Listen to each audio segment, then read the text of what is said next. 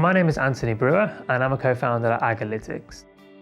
Agalytics is a startup company and we're a hardware startup company and we're developing sensors for agriculture. Sensors that allow a farmer in their field to measure the nutrients that are in their soil in real time. The problem is a farmer in their field has no measure of what nutrients are available to feed their plants. If they want to know, they have to send the sample to a lab for testing, and it's really expensive. But more than the cost is the time. It takes around 1 to 2 weeks to get that data back. So by the time you get the data back from the lab, it's out of date. So there's no method for the farmer to rapidly get in-field analysis of what nutrients are available for their plants, and that's the problem that we address. With my background in optical physics and spectroscopy, I wanted to be able to apply that knowledge to allow a farmer to get instant information in the field and actually really help them to advance what they currently do today, so they can improve on what their practice is, they can get more yield, they can do better as farmers.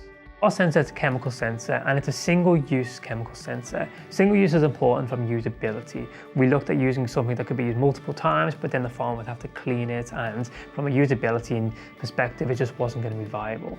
So we developed a single-use disposable cartridge. A grower in their field, they put some soil inside, they put some plant tissue inside, they put some water inside, and within 2 minutes, we extract the nutrients out of that sample and we give that number to a farmer on their smartphone.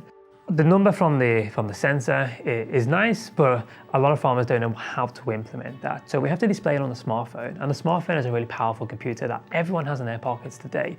So we use that smartphone and we use that computational power to give recommendations. So we can show the nutrient distribution across a whole field if you're testing multiple points.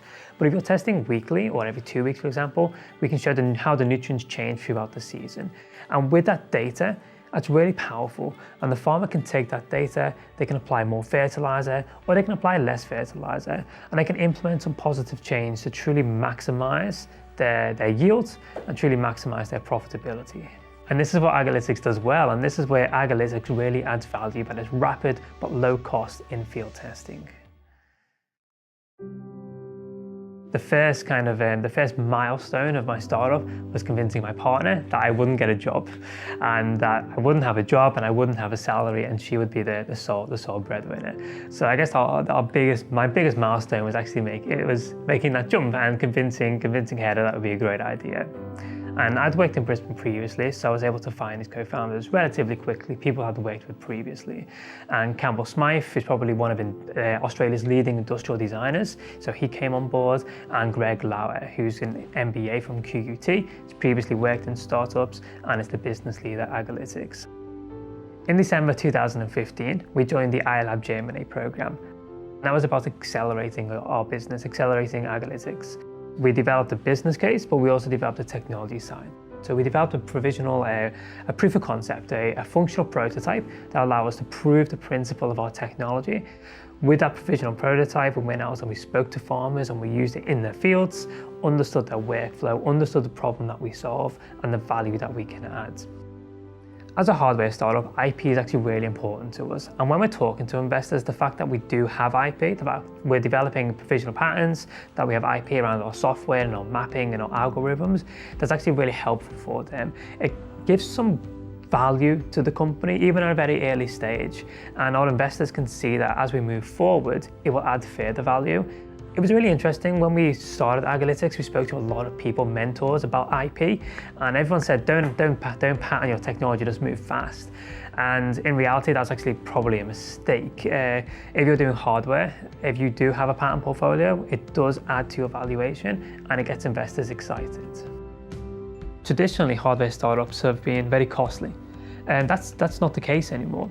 So with 3D printing, rapid prototyping, for example. And we do a lot of work with the Australian National Fabrication Facility, who are at UQ. No one knows about them, but they've got great resources, and it's so cheap as well, $16 an hour, for example, to use their facilities. If we had to send that away to an external company, we'll be looking at a lead time of weeks, but also cost as well. So we can 3D print something in 2 to 3 hours at a cost of $50. If we send that to a private company, we're looking at $500 for the same thing. Our first kind of proof of concept, it was not functional. It was a It was a phone case, just a silicone phone case, and it had a Tic Tac box glued to the outside.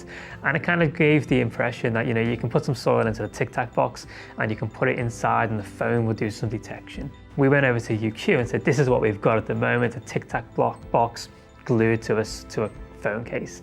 And obviously they're quite sciencey and they're surrounded by instrumentation worth millions of dollars. So it's a bit of a stretch to go from what we had to a commercial reality product. But they're actually really welcoming, and they helped us to train us on the 3D printers, train us on the other instrumentation there, microscopes, and then really open door policy to startups and innovation. At Agalytics, we developed our proof of principle prototype, and that's validated the technology. But really, to move forward, because we are a hardware company, we're out seeking investment. So we can't grow organically. We have a lot of upfront costs on the development side and on the actual tooling, for example, of manufacturing. So we are out seeking investment. And there are AgTech investors out there who have invested in startups in the agricultural sector, but they're very few and far between. There's not many of them, and they're very fractured. A lot of high net worth farmers, for example, might live out in Dolby or Longreach, and they're not necessarily in Brisbane, and they're not aware of the startup communities. I would love for the startup scene in the big cities, in Brisbane, for example, to be much more connected to rural Australia and the problems that they face. I'm not sure how that would happen, but obviously what's going on now with Advanced Queensland is a great opportunity to engage rural Australia, let them know that there's a lot of innovation happening in startups, and it can solve a lot of their problems. Most agricultural testing today occurs in North America, Europe, and Australia, New Zealand. But the rest of the world just isn't served by traditional laboratories. But they all have smartphones. Even farmers in Africa, they have smartphones. And if we can develop small, low-cost sensors, we want to have a global reach. If we're generating data of soil fertility at a farm here in Australia, that's great. But then if we do many farms in Australia, many farms around the world, that's a huge data set. And with understanding soil fertility, we can understand food trends, for example. We can understand if there's going to be food insecurity in a country in Africa before they've even planted the crop, because the soil fertility just isn't going to be good enough to allow them to meet their demands. For more information about Agalytics, you can reach us on our websites, which is www.agalytics.com.au, or you can email me directly at abrewer@agalytics.com.au.